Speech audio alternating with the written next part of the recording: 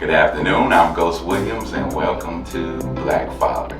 Black Father, the mini-series, streaming every Sunday at 2 p.m. on Facebook Live. This mini-series is an attempt to bring more respect, more truth, more love and accountability into the home of the Black family and community. Black Father will help with a multitude of issues. Black Father, streaming every Sunday at 2 p.m. on Facebook Live. Black Father, the mini-series. Today on Black Father, episode 3, it is entitled Us versus Us. This might sound a little strange, but what it really boils down to is the Black community itself, the neighborhood, if you will, working against those of us who are actually trying to improve it and make it a place where we can raise morally strong kids, make it safer and more positive. So that's the main topic for episode 3 today, Us versus Us on Black Father. Welcome to Black Father, episode 3. I'm Ghost Williams. This is my partner, Brian Damon. Counselor Damon. And we're missing Wiley G, our other cohort today, because he's traveling for business. Episode 3 today is actually entitled Us versus Us. So the main topic of Us versus Us, and the reason that we came up with it, is kind of to find some solutions to the Black community or the neighborhood working against itself, working against those of us who are trying to make it a better place, a more positive place, a safer place, a place that's easier to raise morally strong children. Definitely. So there's 4 subtopics today. That's the first one. So I'm gonna start off with Counselor Damon and see what. Let me You need to hydrate. See what he came up with as far as some possible solutions, because that's what Black Father is about. It's about solutions for the Black father or young father or father who's just willing to learn from a place you may not think you would find some real gems. But we've got quite a bit of spiritual knowledge, technical knowledge, hood knowledge, street knowledge, book knowledge, counseling knowledge, all rolled into the 3 of us. So anyway, let me stop going on and on. Can I do a disclaimer on that real quick too? Yes, sir. Yes, sir. We have this title, Black Fathers, but understand something. This goes to all fathers. Yes. Let us not mistake this. Let's get this whole thing twisted. Oh, they're just talking about Black fathers. No, we're talking about Black fathers because that's who we are. And we're in the most need. Okay, that's what it is. Yes. Bottom line. Right. But this can be directed and spoken through all fathers. Yes. I need to lay that down there because Great point. I know I personally have been hit with some questions about, is it only for Black fathers? It's not really just for Black fathers. It's the fact that our community is the one struggling the most over the centuries. Yeah. And there's a reason for that, which leads us into the topic. There's a reason that the Willie Lynch theory existed and how we were brought over here. No other culture seems to have the attack on their family that Black culture has an attack on the family. And we know what it is when you're trying to attack something. Who you got to get out the way first? You got The to strong man. And that's the Black father. So that's go. why we titled it that. Let's go. Okay, so what do you think it is that can really help the neighborhood stop working against people like us who are really trying to improve it in small ways? You know, one of the biggest things that we had when I was a kid was the neighborhood watch system. Neighborhood watch, yes. You know, everybody knew everybody communicated with everybody worked well. Yeah, you had some seeds that didn't like one another or what have you, but for the most part, the community worked together. The churches work together. We don't have that. That's another thing. We don't have the church connection to the community like we used to. When I was a kid growing up singing in church, that was a huge ordeal. Huge. There was a church concert going on at somebody's church almost every weekend. Right. Whether it was choir, whether it was quartet, revival, tent revivals, what have you. And the community participated and supported it. So what we're having is a breakdown in multiple areas Right. that need to be reattached to help them grow. I think that's one of the biggest things that we got to pull back together. The neighborhood watch system and getting the church in the community back with the community. Boom. So there's two solutions to our first topic. If you keeping track, the actual issue or the solutions we're looking for were to tie the black community back into each other in a positive way where we can raise morally strong kids and make it a more positive atmosphere in the neighborhood. So Neighborhood Watch kind of coming back into play, tying closely to more faith-based services that are in the neighborhood. Those are two excellent solutions. I had jotted down taking each individual, taking maybe an hour a week and either listening to a kid, a person, or a couple that are not doing so well.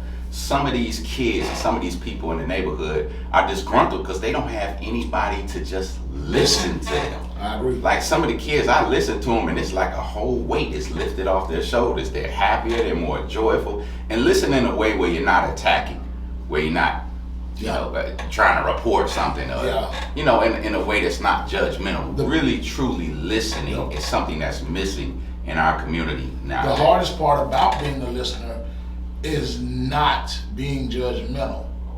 That's the hardest part about being a listener. So, and you know that firsthand experience from counseling. Yeah, so you gotta have the open door policy without being judgmental. And when I say an hour a week, this can be 4 15-minute intervals with 4 different kids or couples or even a person. Even someone has an addiction. Just someone that you can reach out to with your ears and listen to see what's really going on. Because it might be something simple that's holding someone back or keeping them in the same loop. It can be 2 30-minute intervals, 2 half-hour sessions, but 1 hour a week. Maybe if we listen to someone who's not doing very well in the neighborhood, it really can help each one of us doing that. I also had jotted down, and this is a little more monetary, but if we put $2 up a day, each person, that's $14 a week. Okay. Now $14 a week, you know how much we can get? 3 cases of water? With $14? Easy. How many 2 cases of granola bars? Easily. I know we could get a gang of hand sanitizer every week doing something different with those $14 and just finding some way to make yourself show love in a way that a person might not be expecting and delivering it without the look of charity. That's important. This is another solution I think that can help the neighborhood. That will also help out during this time of year. This is hurricane season. Right. So one of the biggest problems that we have is not being prepared. Exactly, not being prepared. Hurricane season, we in Florida, y'all. You got from December to June to get prepared for hurricane season. It's a number of families that are not prepared because they don't have the means to be prepared. Exactly. So those are a couple things. The third thing I jotted down just really quickly was recognize the gifts that exist in these individuals that are not doing so well, that are already there. Yeah. A lot of times people have something in them that they do well, or they're really great at, but no one takes the time to recognize and say, oh, I like the way you do this.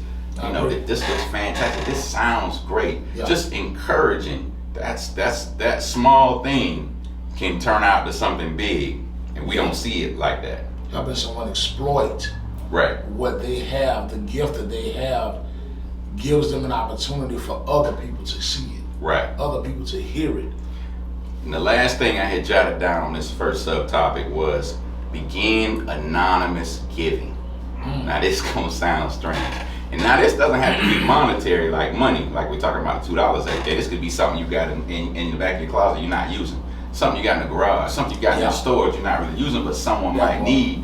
You anonymously gift it to someone in the neighborhood. Like it just shows up either on their porch, or you might send a letter or something that might help them and not put a return address, but you have no idea how that feels when you receive something at a time you need and the card is just signed God. It is. People used to do this back in the day, but we don't do it anymore. But anonymous giving in the neighborhood can really help. So those are 5 quick solutions, and we're gonna get to Wiley G with what he has. We're gonna stream him in when we get the reproduced version. So that's the first topic we had. The second subtopic is something that's going to be a little bit intense. Very fresh. The second subtopic in Us Versus Us is how to defeat the subconscious and conscious idea that skin tone determines the pecking order in the neighborhood and in life.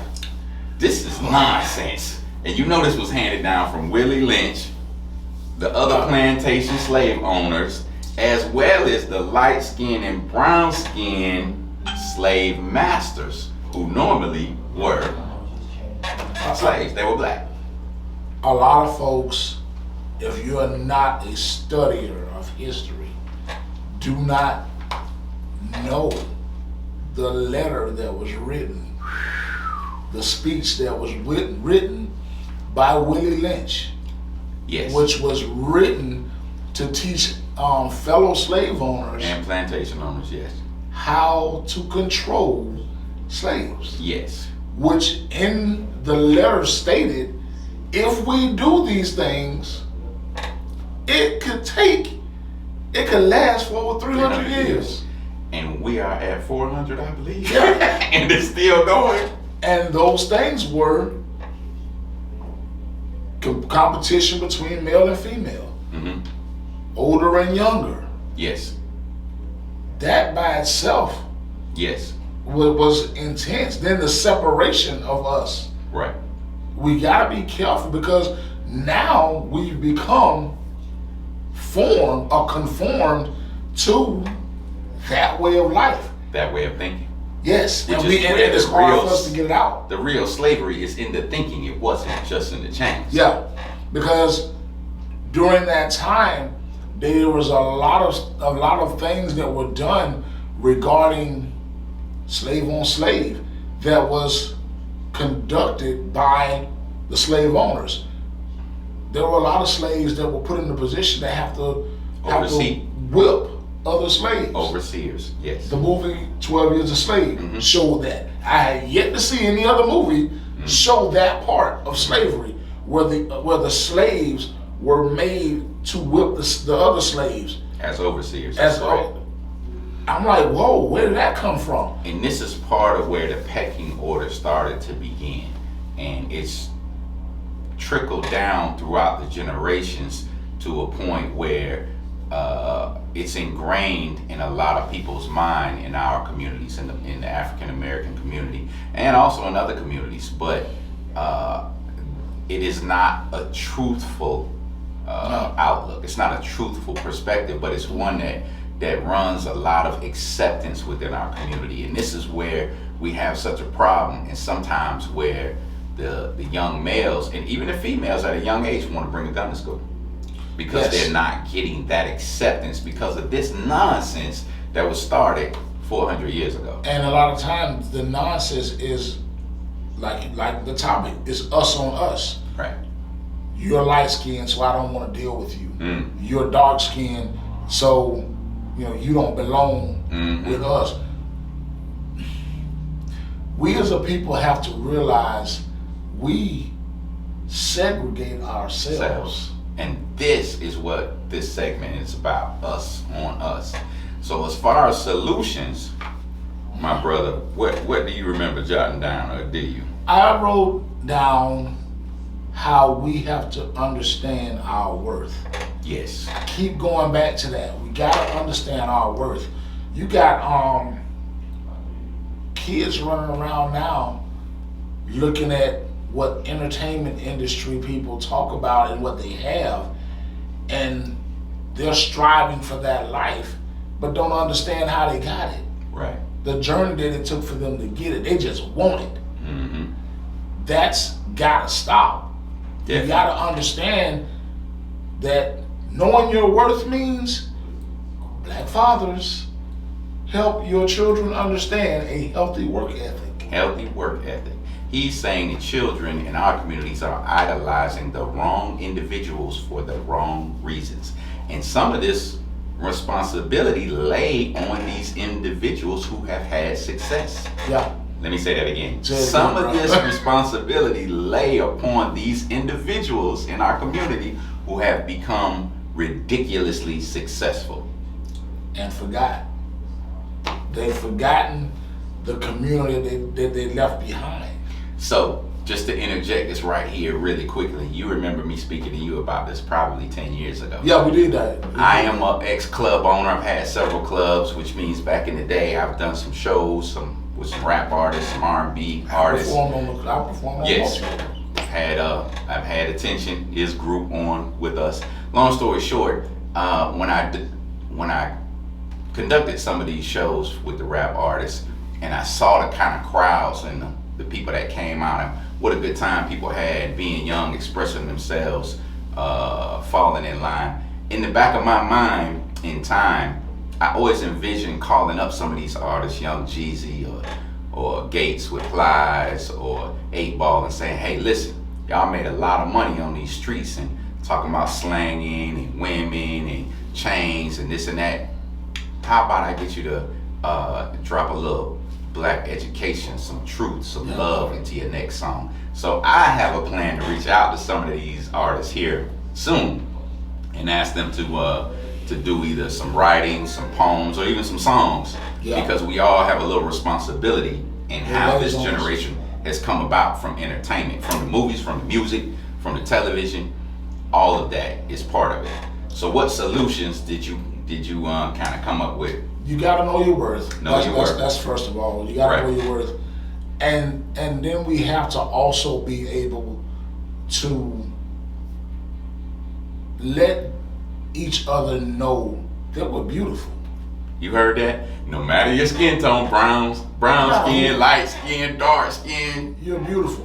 Chocolate. We gotta, and I'm gonna tell you what got me to that point. We watched the documentary you told me about. Yes, excellent documentary. So we watched that, and you made sure you let me know to let RJ, my grandson, watch it. Yes. Which we did. And his question was, why do they not like us? What did we do? Right. And periodically he's made statements like, I don't even want to be black. Why do I want to be black if this is what I have to look forward to? I had a post on Facebook where a young man was walking, I think I sent it to you, walking into a building, and he went in, he was real sad. Right. He had a target on his chest. And he just wanted somebody to get it off. Young black male, might have been 10.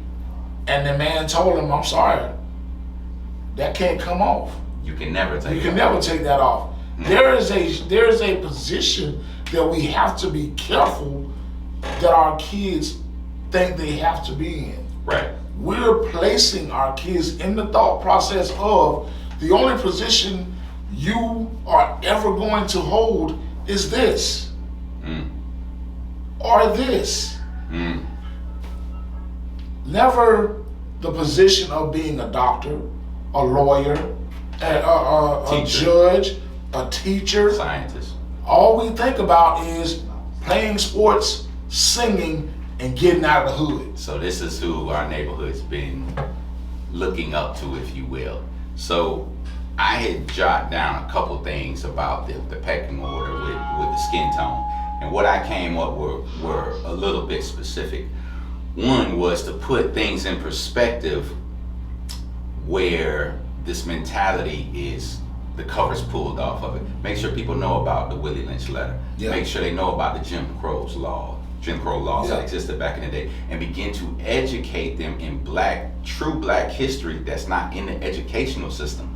All of us should have something on USB, DVD, a couple pictures of books from Amazon that you're able to send somebody right away that gives somebody a more well-rounded background of themselves. Wait. He's saying something else. Okay. Can we grow from well, I got roots. Can we grow from that? All you got in your collection is Roots and Color Purple. Roots is powerful now. It's very powerful, but that's majority of what we have. There's so much more out there is what we're trying to say to you. But if you haven't found out about the true Black history of the African American and the Pan-African around the world, you really need to look into that. This should be kept on hand on your person at all times or in your home. So if someone comes in to have a conversation with you, you're able to share this with them, which comes into the next point. If you have these things on DVD or a CD or a couple books or a USB, you can give out or loan out or even direct them on Netflix what to watch. You heard him talking about the documentary we were talking about. That documentary is called Who We Are by Jeffrey Robinson. It's on Netflix right now. Very, very powerful. If you haven't seen it, please take a look. But the second thing is then you find examples of excellence in all three skin tones, no matter of the category. Let me give you an example. Mandela, Malcolm, Dr. King, Frederick Douglass, Marcus Garvey, John Henry Clark, Thurgood Marshall, Ben Crump, Reverend Sharpton, John Lewis. Whatever the category, you can find someone of a different skin tone in the Black community, and they have gotten to excellence. If you want to take it to the hardcore, we got Michael Jordan, Stephen Curry, Shaquille O'Neal. You want to take it to the stage, we got Michael Jackson, Marvin Gaye, Tupac Shakur. Take it to the boxing arena, Floyd Mayweather, Muhammad Ali, Joe Louis, Mike Tyson. All different skin tones, but all perform excellence. Sometimes you can show people with specifics when they've achieved excellence. Listen, it's not about the skin tone, it's about what's in here and what's up here and what the spirit of the creators have put in you to accomplish. And you can share this because at all times, y'all know my motto, you should be teaching or learning at all times, whoever you're surrounded with. It is. So that's what I had jotted down for that one. We are going to take our first intermission after these first subtopics, and we'll be right back on Black Father, episode 3. Black Father, the mini-series. Streaming every Sunday at 2 p.m. on Facebook Live. This mini-series is an attempt to bring more respect, more truth, more love and accountability into the home of the Black family and community. Black Father will help with a multitude of issues. Black Father, streaming every Sunday at 2 p.m. on Facebook Live. Black Father, the mini-series. Welcome back. We are back here on Black Father, Us Versus Us. Yeah, I think we're attacking it very well. We're attacking to it be very a man down. You hear that, Wiley G? Yeah, to be a man down. Wiley G remission, bro. So, topic 3 is actually the Black man versus the Black woman. The solutions and healing process of unhealthy relationships for generation after generation, due mostly to the pressures of unfair choices put on the Black woman and the Black man in the home, both emotionally, financially, spiritually, mentally, and normally because of racism and our own history being torn from us and replaced with the European history, religion, education, and focus. Yes. So, with that being said, the Black family in every category of importance that exists has been under attack since we've been here. We are here to come up with some solutions to this. Black man versus the Black woman. We gotta understand the separation is so intense.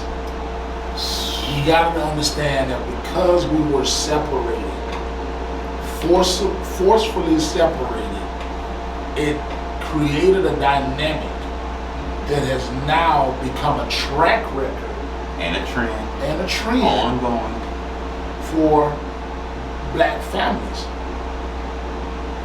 There's no consistent base of staying because things were always ripped from us. No consistent basis of staying, of remaining. He's saying everything's disposable. Your marriage, your girlfriend, your relationship. You don't like your plate? Throw it out and get another one. You don't like your glass? Throw it out and get another one. You don't like your wife? Throw it out and get another one. This is how we are raised. This is how the men have been put in thought process of being a part of a family. Brainwashed. Okay? The whole understanding of I can stay in this family, love this woman, and raise my kids, be a provider, is not there. Number one, the biggest problem with that is financially, job-wise, we make less amount of money. We make a percentage of what the other communities make. Okay? So, yes, you got some good jobs out there. You got some people that are educated and can work these jobs. But there's a huge rise of criminal activity. There's a huge rise of unemployment due to lack of education, due to systematic debacles. yeah, that's pretty much A what lot it of these is. things that happen are not by mistake.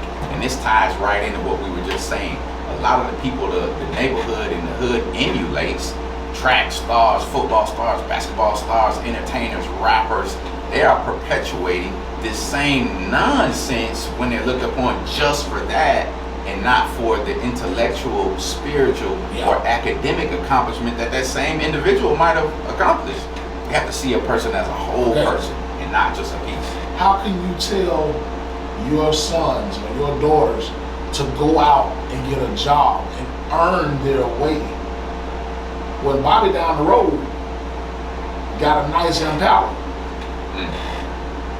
with a nice system, riding good, and he ain't working? But the system is set up to say that's who you should idolize.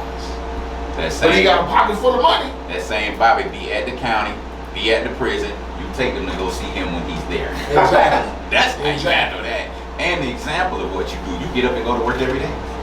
It's bad though, because I remember telling my sons, hey, when you go get a job, you need to dress the way. Dress to impress. Right. My sons went for their first job interview, and my nephew, they went for their first job interview, and they were dressed with the black pants, dress shirt, tie. They looked the part. They ready to be interviewed. Because of you, black father. Exactly. But then they get there, and there's folks there in shorts and t-shirts. Shorts and t-shirts. They're getting interviewed, they're getting jobs, and then my sons and my nephew come home like, we didn't need to wear this. We didn't need to wear this. That could be a cultural change to a certain extent. Well, it's a cultural change it's a change to the area of, it has nothing to do with race. Right. It's to the area of expression. Right. Now, we're in an age where they're saying it's okay to express yourself. I get that. So now, along with all of the trauma that we are having to total along with us, now we gotta also take into consideration the generational stuff that's coming now. That wasn't before. That wasn't before. Exactly. Now it's attaching itself to what we already have in place. So now it's, okay, yeah, we're separated from the family, black versus dark skin versus light skin, man versus woman. Now we also have culture of acceptance. Right. You don't have to do this. You can come like this. So now all of the guarding and lessons that we've given our children, they're going in and it's like, you didn't have to wear a suit. So let me reel you back in. What did you jot down for a couple solutions to the black woman and the black man kind of having a real rough time against each other, where the black man is taught that he's more of a man if he has several different women, and the black woman is now being taught, you don't need a man, you can do anything or everything you want to do on your own. I had that same thought process. I was the same person. And for years I heard, you're going to be just like your father. I broke a couple of the generational curses in the process by not, living the street life, not getting incarcerated. I don't have multiple kids outside. I have my kids right there. Right. And I'm a father to my kids. What's one of the things you can do to break that? Fathers, stand your ground in your home. keep the family together. Hear that, Black Father? That whole thought process of she don't want me here, I ain't gonna be here. No, bruh. You are responsible for that family's growth. You are responsible for that family's success. I'm sorry, I love women. I love the fact that women do the greatest job I could ever think of. I was raised by my mom. But there is a job that the father has to do. Right. And if he doesn't do it, once again, I'm gonna go back to episode 1. There's a component missing. Right. So, Black Father, if you're missing in the home, everybody's missing something. Yeah. Mother's missing the true love of the father. The children are missing the true love of the father. Yes, fathers are supposed to be able to have the disciplinary thought process. I put a post on Facebook with the sledgehammer and the feather, which basically says fathers are supposed to be strong-minded and strong-minded and stand strong for the safety and the strength of the family. Right. But also soft enough to comfort and love like a feather. Which is the delivery. And the delivery is very important. A lot of fathers will say, a lot of men will say, I ain't got to be soft like a feather. Understand something. Just because that feather is soft, there is still a strong point. Strength. That cartilage in the middle of the feather, you cannot just break that. There's your strength. Right. You can't just pop that off. You got bend and bend and Yeah. It holds together. there it is. So I had jotted down a few solutions that I thought might help. The admittance that we haven't been raised correctly, but maybe sufficiently. Not just us, our parents or grandmothers, and their parents or grandmothers. In my field, it's called learned behavior. Learned behavior. That means some of the things we've learned from people that we love, we took it as truth because we love them, and I've said this before, but that does not necessarily make it true. So the admittance that we have a lot of work to do, each of us, the man and the woman, that is the beginning of healing some things, admitting that there's something wrong. Faith being an action word, a woman must believe she can be her man's peace and he hers. Ooh. Do I need to repeat that? Say that, please. A woman, faith being an action word, a woman needs to believe she can be a man's peace. I know he ain't asked for peace. He hers. I know he ain't asked for peace. On top of that, a man must believe he can be a woman's covering or coverage for multiple things, not just the finance, but for repairing the damages from a previous trauma, from maybe her family or a previous relationship or an abuse. You are the covering for that woman to heal within your covering. You have to believe this, and this will strengthen you, which will strengthen the relationship. So you do this through consistency, loyalty, loving leadership, respectful communication, even in hard times. My wife and I have had some hard times, but it's I that have to learn to still communicate with her in a loving way because I'm the leader. She just reflects whatever I do. So if things are not going right in the marriage, guess who fault it is? I'm the leader. Bad energy flows, bad energy. Stability in unsure times can build up confidence in a relationship, not giving up on one another. That means not just throwing in the towel when it's easy. And I have done that far too many times in the past, and I have decided that I am not going to do that this time. You gotta be able to be each other's leaning post. Leaning post, I love it. I'm sorry, that's just real. You gotta be each other's leaning post. When I'm tired, I need you to help me stand. When you're tired, I need to be able to help you stand. Which means couples, relationship-wise, however you want to put it, I had to learn this from my wife because I wasn't this kind of husband.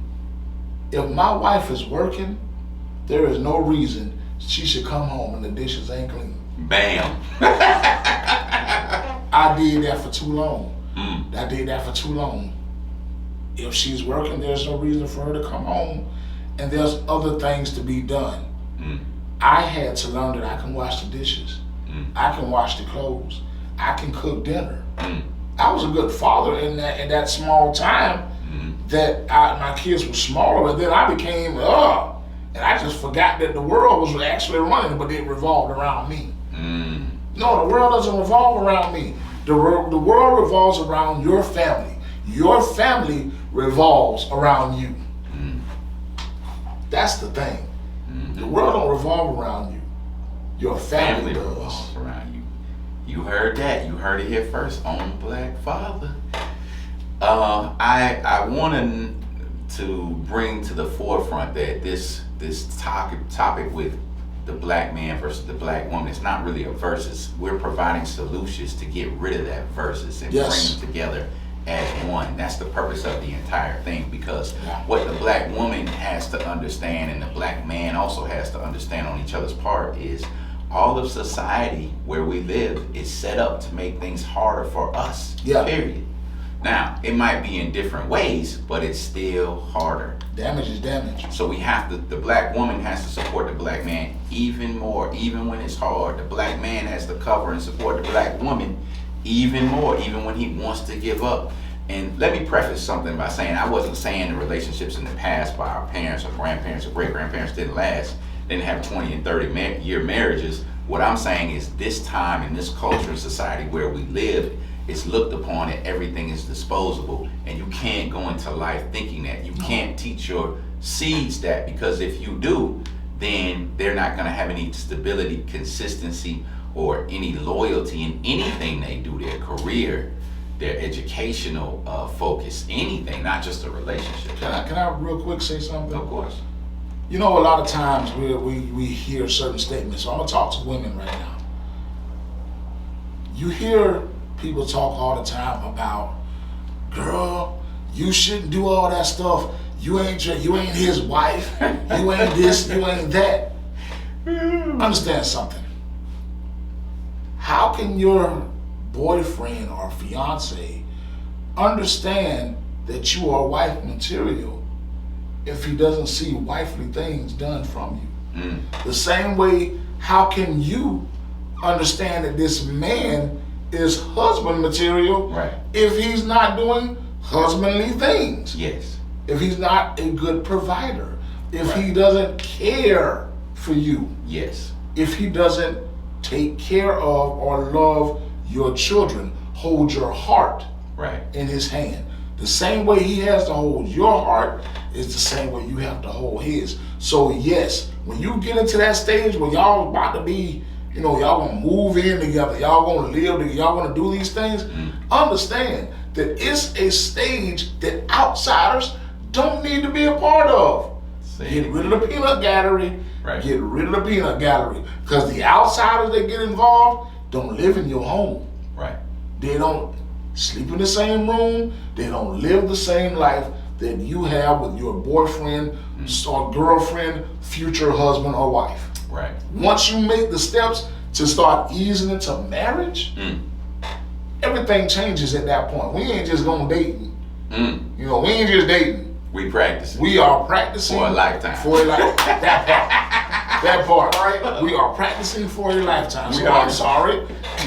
We are going to. With that, we're going to take our last intermission and come back with this final segment of Black Father, episode 3, Us Versus Us. Black Father, the mini-series, streaming every Sunday at 2 p.m. on Facebook Live. This mini-series is an attempt to bring more respect, more truth, more love and accountability into the home of the black family and community. Black Father will help with a multitude of issues. Black Father, streaming every Sunday at 2 p.m. on Facebook Live. Black Father, the mini-series. Welcome back to Black Father, episode 3, and this is the fourth and final topic of this episode. For this last one, the solutions to the unwillingness of us as a people to support one another, encourage one another, teach one another with love and respect, learn positively from one another, be genuinely happy for one another, correct one another lovingly, respectively, and truly forgive one another. Okay. Ooh. Okay. We need some real solutions right here. You know the worst thing I hate to hear people say? What's that? Black people are crabs. Black people are crabs. This is the worst thing you hear to say. Yeah, I don't like it. God, I hate to hear that. Because we spend more money than any other people. Is that known? Real talk, man. I hate to All the hear convenience stores in the neighborhood. Why? Because we are not cheap. Yeah, that part. I hate to hear that because it basically says that while you're trying to come up, or when you come up, I'm going to do the best I can to pull you down.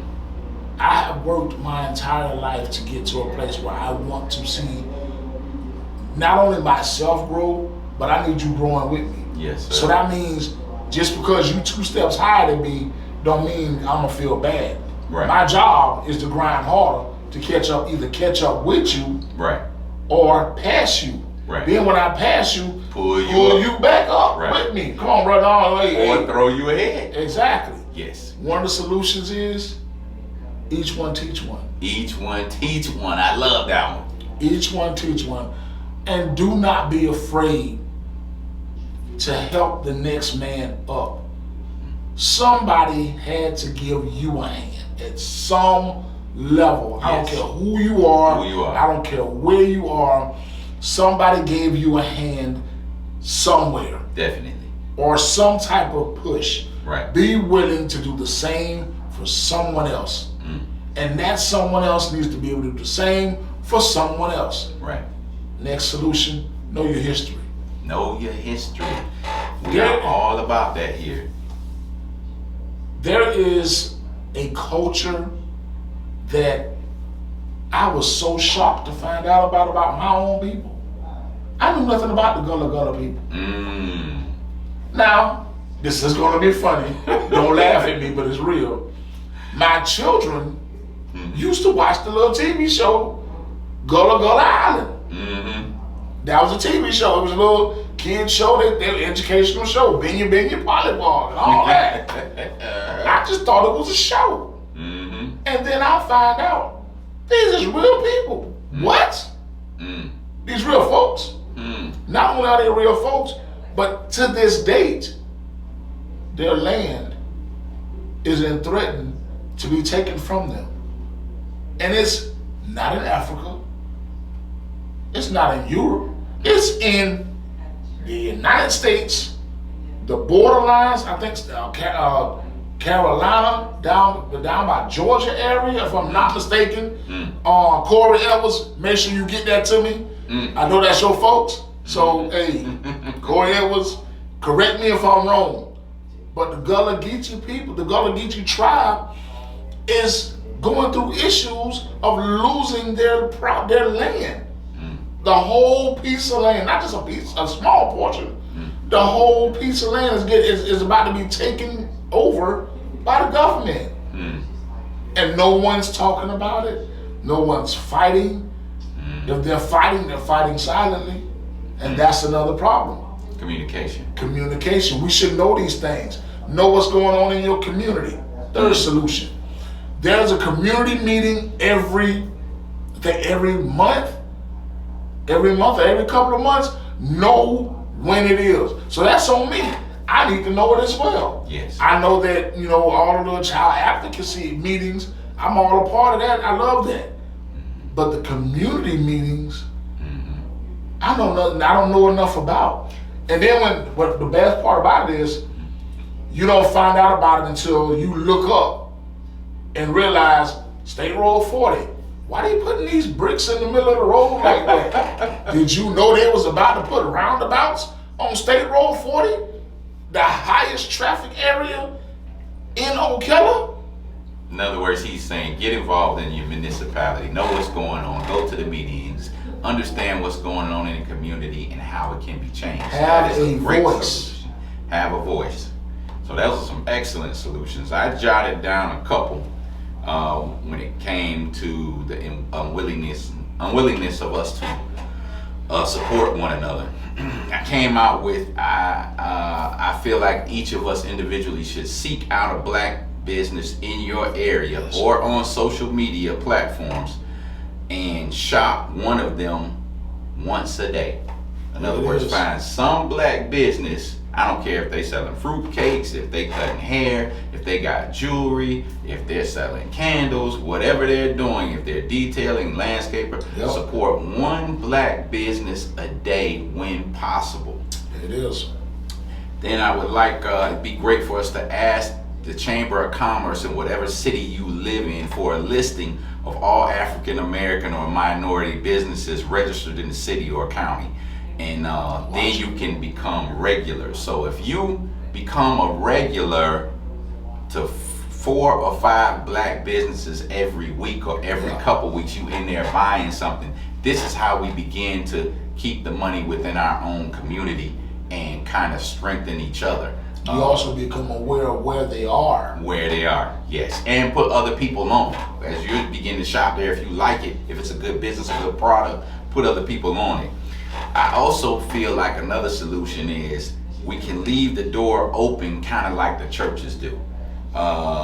Anybody you know, have a discussion with them about the true history of where we come from and how important it is for us to support each other, educate each other financially, spread the word about each other's businesses. This is super, super important, and it's a real responsibility. Now, the one that's a little hard, and I'm gonna get a lot of flack on this, but I gotta say it anyway, is attempt positive things and theories that you have never done before. This is thinking outside the box. If you need to support your community in a way, sometimes you have to think outside the box and understand that even if you don't like something or deal with a certain person, that's an excuse keeping you from getting involved, from donating or supporting or building the whole community up on a whole. And that comes down to the point where a lot of us are mistaken about what forgiveness is. What's that word again? Forgiveness. Now, there's forgiveness. We've had this talk. Yes. We've had this talk. Are they ready? They're ready. They're ready. Okay, we're going to leave the short version. Leave the short version. There's forgiveness and there's true forgiveness. Now, don't take me in terms of forgiveness of only a religious or Christian word. I'm saying forgiveness in a real, heartfelt action word. In other words, B could have offended me in some way, some small thing, and might not even know. And in my mind, I'm like, oh, well, that's no big deal. I can forgive him. And the next time I see him, or the second or third time I see him, I say, hey, B, you know, I ain't like when you did this, but it was not a huge deal. He might apologize. He might say, oh, Ghost, I didn't know that's how you felt. And I've forgiven him, but I still remember that it happened. Let me tell you, that is not forgiveness. No. Get rid of these little sayings that come from spiritual wickedness, from the prince of the air. Oh, I forgive you, but I don't forget. Let me tell you something. When God forgives us, it is far from the east is from the west. What? Something now. Let me give you the scriptures real quick. Here you go. That what I'm you gave. telling you. That what you gave. When you gave that to me, I wasn't ready for it. And I had to really meditate on it because I was like, true forgiveness does not even recall the offense anymore. It's gone. It's as though it never happened. Hear me again, and I'm talking to the bishops and the pastors, imams, sifus, I don't care what your faith is. If you're talking about forgiveness, there's levels to this thing. Yeah. And if you can still remember something, you might think that's benefiting you. It's holding you back. It's a trick of the enemy to say, oh, I forgive him, but I don't forget. And this is so popular on social media. But I'm here and we're here and I am here to tear down these lies and tricks of the enemy. So we'll be coming more and more on these topics. So watch this. What came to me when you told me that, when I studied up on it and I went to reading about it, what hit me was let it go. There's a difference in remembering and acknowledging. Okay, so I don't have to remember it, but I know that this triggers me. This is something that I don't care for. Now, what that is you're letting it go. You're not. That's not on that person anymore. You letting that go. That's out of the way. But what it is it puts accountability on you to be aware of you. Okay, so I know that when he said that bothered me. I'm willing to let that go and forgive him, and we're done with it. But I know that if we get into a conversation and we go to drift in that direction, I know the, hold on, bro. Yes. You know? And that brings another point, because when we delve into the depths of this forgiveness, I can't truly forgive you for something you don't really know about. That part. And that is what we mean. You have to have something handled first to be able to accept it, it heal completely, and then you not really even remember. You can't do the Band-Aid solution. Now, this might sound like something that's impossible, and you may fail the first 60 or 70 times you attempt to do this. I'm talking about completely forgetting. Oh, I know. But I'm here to tell you that it will benefit you if you are able to succeed in this here and there. Not all the time, but little by little, this needs to be the growth. Because when you hang on to something that you've forgiven for, but you haven't forgot it, it's still in you. It's still mulling over in your heart and your spirit. It's still grinding that stone a little bit. Do people really deserve that? Does that offense really deserve to be growing like poison in your spirit, in your system? No, let that go and get rid of it. Forget it completely. We've forgotten lesser things. We forgot what we had to eat 3 days ago, but I can't affect something that's got a cancer growing in my body. Energy that takes? I do. That takes a lot of energy. Is it worth it, to hold that kind of frustration in for an individual? But if you get it out and deal with it, you shouldn't have to hold it in anymore. Yeah, if you deal with it the right way. And that's what I'm saying. Flush it out, get rid of it, and let it be able to heal. Because just like a wound, if you got something in the wound, it can't heal. No. But when you wash that thing out and flush it out, put that peroxide alcohol, whatever, and get that thing clean, what it's going to do? It's going to heal. Start heal. And this is what I'm talking about. True forgiveness will completely remove the offense from your memory. And this takes decades to perfect and learn. But I'm telling you, within the spirit that the creators have given us, this is definitely possible, regardless of your faith. And anyone who wants to learn a little bit more about that, my brother and I definitely can teach you, because we've been dealing with it now for a few decades. I just dealt with it the other day. And you passed, bro. I passed. I handled it very well, but it was a hard moment. But I learned within that moment that it wasn't the words that was being said to me that was bothering me. It was the amount of time I was allowing someone to take from me. So I let it go, and once I let it go, I was able to move in a way God wanted me to move to accomplish something He had for you to do. So that was just a distraction. Exactly. And that's how we have to see things, as a distraction. The last small solution I came up with was every year create one personal moral rule or improvement never to be broken. That is so awesome. And even if you fail it a few times initially, take the entire 6 months or the year to perfect it. Every year, get another moral rule in your personality not to break. And even if you fail initially, as the year goes on and you keep practicing, perfecting this, you'll succeed. And the next year gets here, you pick another moral rule. Before you know it, 5, 6, 7 years done passed, you done became 3 times the man that you were beforehand, because you envisioned it, you practiced, and you worked at it. This is another thing that can help us in the communities. The process is called growth. Growth. Bam. I said all that, he put it right in one word. Anyway, we thank you for joining us. We want to send love to all our sponsors for the show. We thank you guys for watching. We will be here again, the creators willing, next Sunday, 2 p.m. and we will get it going. Y'all definitely don't want to miss episode 4's topic. I'm not going to put it out there right now, but thank you to Peaks Production and everyone else. From myself, Wiley G, who's out on the road, and Brian Damon. Definitely. From Black Father, we say thank you, God bless, success, peace, and love. Black Father, the miniseries, streaming every Sunday at 2 p.m. on Facebook Live. This miniseries is an attempt to bring more respect, more truth, more love and accountability into the home of the Black family and community. Black Father will help with a multitude of issues. Black Father, streaming every Sunday at 2 p.m. on Facebook Live. Black Father, the miniseries.